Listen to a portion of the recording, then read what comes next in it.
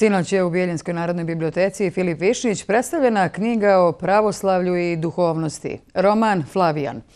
Autor knjige, ruski protojerej Aleksandar Torik, u Bijeljinu je došao na inicijativu jednog čitaoca koji je poželio da upozna pisca djela koje je na njega ostavilo poseban utisak.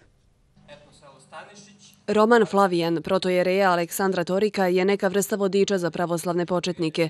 Kroz romanesknu formu i fabulu o dva prijatelja iz studentskih dana, koji se u srednjem dobu slučajno sreću u prodavnici cipela, što će potpuno preokrenuti život jednom od njih, na izgled uspješnom moskovljaninu Aljoši, pisac nam približava osnovne pojmove pravoslavlja i duhovnog života. Zadaća этой knjige bila познакомить. Cilj i zadatak knjige je da ljude upozna o crkvi i ljude van crkve, da im objasni o crkvi i o crkvenom učenju.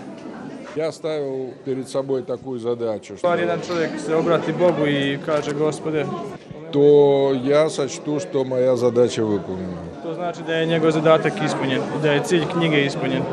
Poruke o ruskom sveštenoslužitelju ocu Flavijanu čitaocu mogu da ukažu na put ka glavnom domu naše duše, bilo da je ruska ili srpska, nebeskoj otadžbini, ističe autor.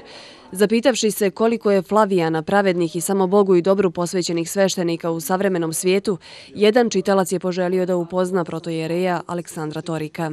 Ja sam sasvim slučajno došao do te knjige, od stvari dobio sam je na poklon. I kada sam pročitao tu knjigu, obzirom da volim putovati i obilaziti manastire, otišao sam u manastir Svete Trojice Ljubovi i tamo sam upoznao oca Serafima, koji je sasvim slučajno recenzent te knjige. Meni je knjiga ostavila jedan velik pečat zato što je tu prikazano sve ono što mi mislimo da radimo dobro, a u principu griješimo.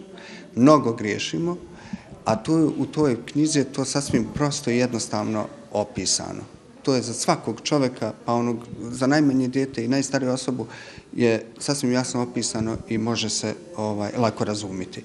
Interesantna je knjiga zato što se ja pitam, a mislim i većina, da li Flavijana danas postoji u ovom savremenom svijetu. Flavijanov put ka nebeskoj otadžbini su naši pravoslavni preci gradili vijekovima, a mi dopuštamo da zarasta u korov zapadne bezduhovnosti do nivoa neprohodne džungle, smatra autor, koji je sav prihod od prodaje knjige namijenio u humanitarne svrhe.